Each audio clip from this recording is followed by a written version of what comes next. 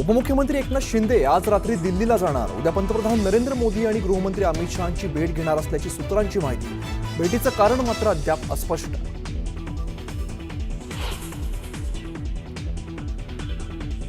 शिंदेंपाठोपाठ उद्धव ठाकरेंचाही 3 दिवसांचा दिल्ली दौरा। आदित्य ठाकरे दौऱ्यात असणार सोबत, कुणाकुणाची भेट घेणार याकडे नजरा।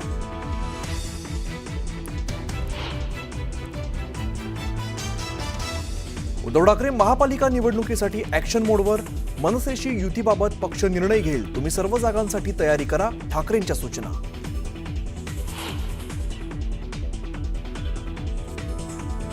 स्थानिक स्वराज्य संस्थांच्या निवडणुका टप्प्याटप्प्याने डिसेंबर 2025 ते जानेवारी 2026 दरम्यान निवडणुका होणार। मनपा निवडणुकीत व्हीव्हीपॅट नसणार।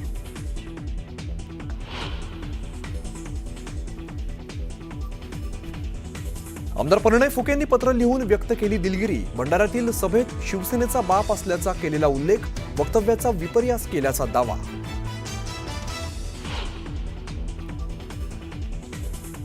रोहित पवारांचा पुन्हा मेघना बोर्डीकरांवरती निशाणा। मंचावरील एका व्यक्तीकडून आक्षेपार्ह भाषा, बोर्डीकरांकडून टाळ्या वाजवून प्रोत्साहन, पवारांचा आरोप।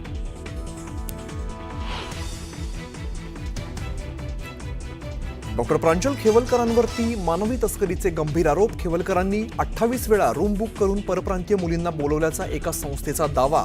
तक्रारीची महिला आयोगाकडून दखल, चौकशीचे आदेश।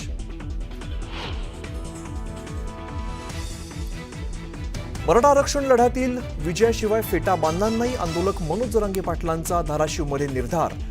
तर 29 तारखेला मुंबईच्या आझाद मैदानावरती धडकण्याचा इशारा।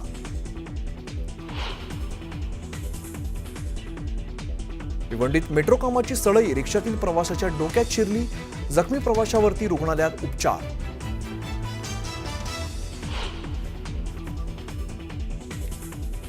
भारतानं रशियाकडून तेल आणि इतर लष्करी शस्त्र खरेदी करणं थांबवलं नाही तर टॅरिफ वाढवणार। अमेरिकेचे राष्ट्राध्यक्ष डोनाल्ड ट्रम्प यांची भारताला 24 तासात टॅरिफ वाढवण्याची धमकी।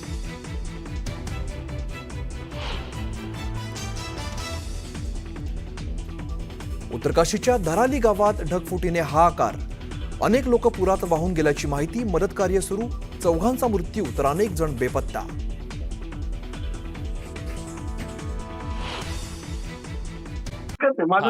हा, आता मला सांगा पार्थ, इतके सगळे संदर्भ आहेत जे सांगतात की महाराज हे केवळ एका धर्मियांचे नव्हते, ते सर्वसमावेशक होते। महाराजांनी कधी कुणाचा दुस्वास केला नाही। प्रश्न आहे, मग महाराजांना एकाच पेंटनं रंगवण्याचा, त्यांना भगवं करण्याचा प्रयत्न सातत्यानं केला जातोय, हा जर आरोप केला गेला तर त्यात चुकलं काय? नाही, प्रयत्न नाही। मी आता म्हणजे अनेक इतिहास अभ्यासकांनी जसे पुरावे मांडले तसे काही पुरावे मांडतो। तर एक 2-3 मिनिटं ते शांतपणे सगळ्यांनी ऐकून घ्या। आता पहिला मुद्दा रायगडावरच्या मशिदीचा।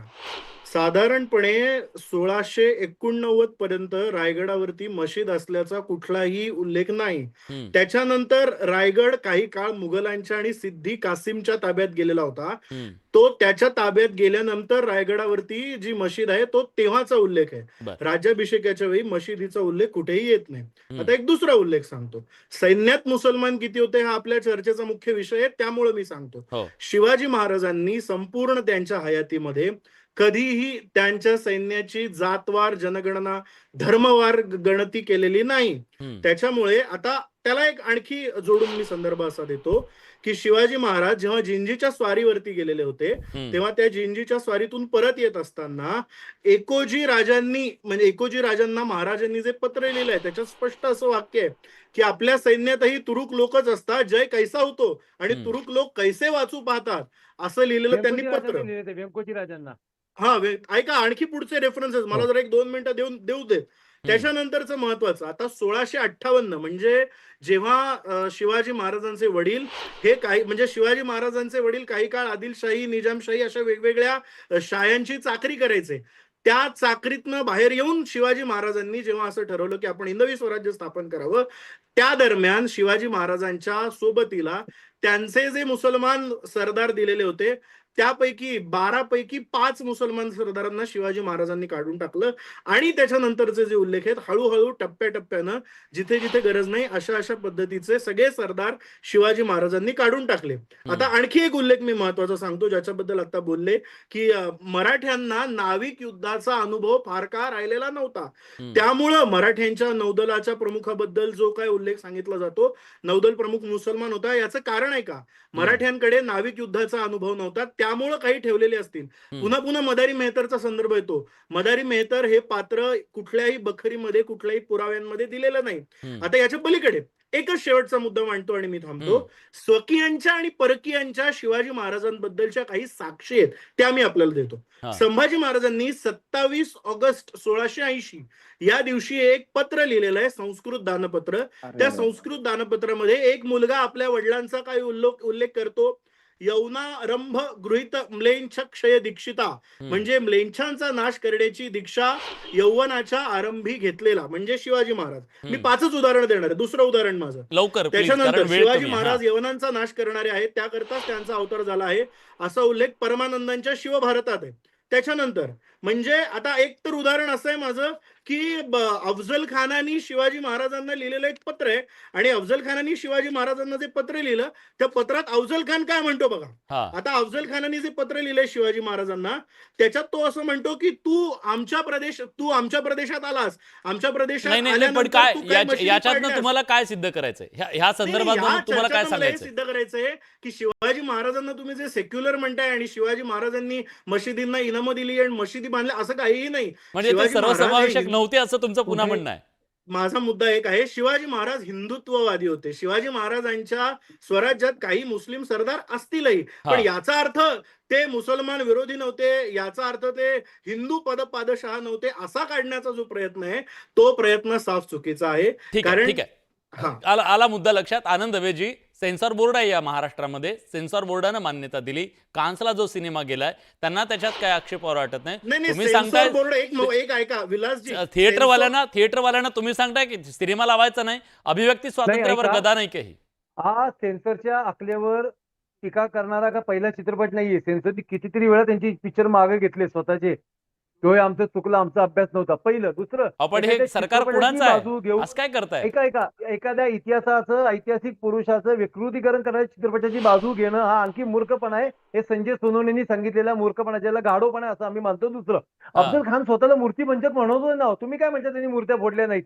अफजल खानाचं पत्र आहे शिवाजीच्या काळात आमचा इस्लाम धोक्यात आलेला आहे म्हणून मी शिवाजीला मारायला येतो, हा अफजल खानाचं वाक्य आहे ना. आणि पुरंदरच्या तिकडच्या मुलांचं पत्र आहे की शिवाजीने आमची सनद बंद केली आहे, शिवाजीने आमचा पगार बंद केलाय. हे सगळं सांगून सुद्धा चित्रपटाचं समर्थन करणं संजयजी गाढवपणा आहे असं आम्ही मानतो. तुमच्या मूर्खपणाला उत्तर देतो. शेख सुभान अली मला सांगा, एक मिनिट मी येतो. आपण प्लीज एकमेकांना असं ट्रोल नको करायला. शेख सुभान अली, आता ज्या पद्धतीने मांडणी केली जाते सातत्यानं, ही दोन टोकाची मांडणी आहे का?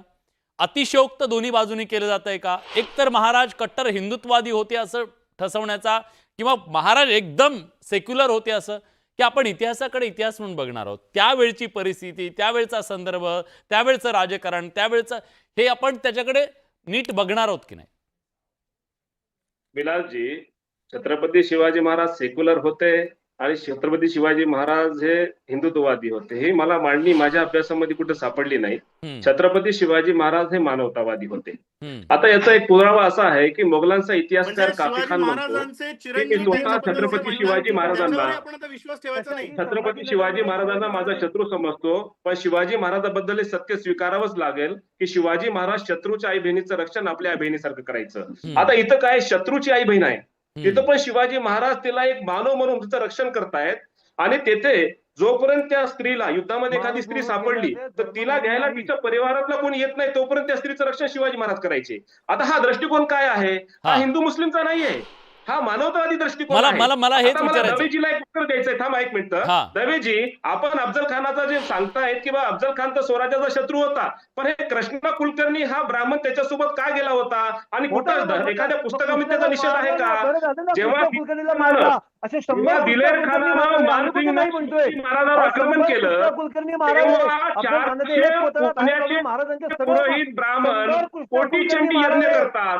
कशासाठी? औरंगजेबाचा विजय झाला पाहिजे, शिवाजी महाराजांचा राज झाला पाहिजे. स्वराज्याचा आडवा आलेला त्यासाठी मारावा. त्यांनी दिलेर खानाकडून 2 कोटी होऊन म्हणजे 6 कोटी रुपये घेतले होते. एक एक जण प्लीज एक जण ऐकायला आलं पाहिजे कोण काय बोलतंय. औरंगजेबाचा विजय व्हावा म्हणून कोटीचंडी यज्ञ करतायत. हे कोणता धर्म आहे? शिवाजी महाराजांचा नाही आनंदवेजी ऐका ना मी देतो ना तुम्हाला वेळ, तुम्हाला देतो 30 सेकंद देतो. त्यांचं म्हणणं पूर्ण होत्या मी येतो. अफजल खान मारला आम्हाला काय कृष्णा कुलकर्णी म्हणले तुम्ही चिडता. ठीक आहे मला डॉक्टर अशोक राणा सरांना विचारायचंय, संजय सोनवणे सरांना विचारायचंय. सर, आजच्या काळामध्ये आजच्या परिस्थितीत पूर्वीची मंदिरं पाडून जिथे मशिदी बांधलेल्या होत्या त्या मशिदी त्यांनी पाडल्या आणि पुन्हा तिथे मंदिरं बांधली. हा इतिहास तुम्ही मान्य करणार आहात का? आणि अशा पद्धतीनं अशोक राणा सर, ठीक आहे, दोघांचे मुद्दे भरकटतायत. मुद्दा आहे आजच्या काळात महाराजांच्या इतिहासाकडे धर्माच्या नजरेनं त्या दृष्टिकोनातून आपण बघू शकतो का? बघणं योग्य आहे. अतिशय चुकीचं आहे. एक या महान व्यक्तिमत्वाला खुजं करण्याचा हा प्रयत्न आहे. म्हणून आनंद दवेच्या भाषेत बोलायचं ते हे पाप आहे असं मला वाटतं. त्याचं क्षालन त्यांनी करावं एवढी विनंती त्यांना मी करतो. सोनवणी सर, सिनेमाच्या माध्यमातून जे मांडलं गेलंय त्याच्यात दुरुस्ती करायला हवी का? आणि जे अतिशयोक्तपणा त्याच्यामध्ये दाखवलं, कारण आता एवढ्या चर्चेत कुठेही तो संदर्भ नाही. 35% आलं कुठून, 11 कुठून आले, मस्जिद कुठून बांधली, हे जे दावे करण्यात आले हे टाळायला, महाराजांच्या बद्दल तरी किमान टाळायला हवेत का? आणि ते दुरुस्त व्हायला हवेत का? मुळात अतिशयोक्ती करणं हे दोन्ही बाजूंकडनं होत आहे. म्हणजे जशी हिंदुत्ववाद्यांकडनं किंवा वैदिकवाद्यांकडनं होत आहे, ही चूक बहुजनवाद्यांकडनं किंवा सेक्युलरवाद्यांकडनं होती की अतिशयोक्ती करणं, अतिरंजित करणं. याच्यामुळे काय होतंय की वाद निर्माण होतात. त्या हिंदुत्ववाद्यांची समस्या ही आहे की प्रत्येक दृष्टिकोन हा हिंदू विरुद्ध मुस्लिम असा ते करायचा प्रयत्न करतात. मग याचा अर्थ असा घ्यायचा का की कोणी शिवाजी महाराजांवर चित्रपटच बनवू नये, नाटक लिहू नये, कादंबरी लिहू नये आणि इतिहासही लिहू नये असा त्याचा अर्थ घ्यायचा का? आणि तो इतिहास मग लिहिणार कोणतं हेच लिहिणार का? आणि यांचा इतिहास आणि सत्य दोन्ही बाजूने असंही होतंय, दोन्ही बाजूने असं होतंय, मला जे हवं तसं लिहा, तसं मांडा, हे दोन्ही बाजूने होते मी सांगतोय. आणि या सगळ्यामध्ये सर, राणा सर जे बोलले, आपण महाराजांना कमी करण्याचा तर प्रयत्न करत नाहीयेत ना, कळतपणे तसं होत नाहीये ना, याचा विचार होणं गरजेचं आहे. आणि महाराजांबद्दल जेव्हा आपण मांडतो, महाराज म्हणजे इथं सगळ्यांची अस्मिता आहे, स्वाभिमान आहे, अभिमान आहे आणि तो अतिशय संवेदनशील विषय आहे. त्याची मांडणी करताना काळजी घेणं गरजेचं आहे. प्रेक्षकांचं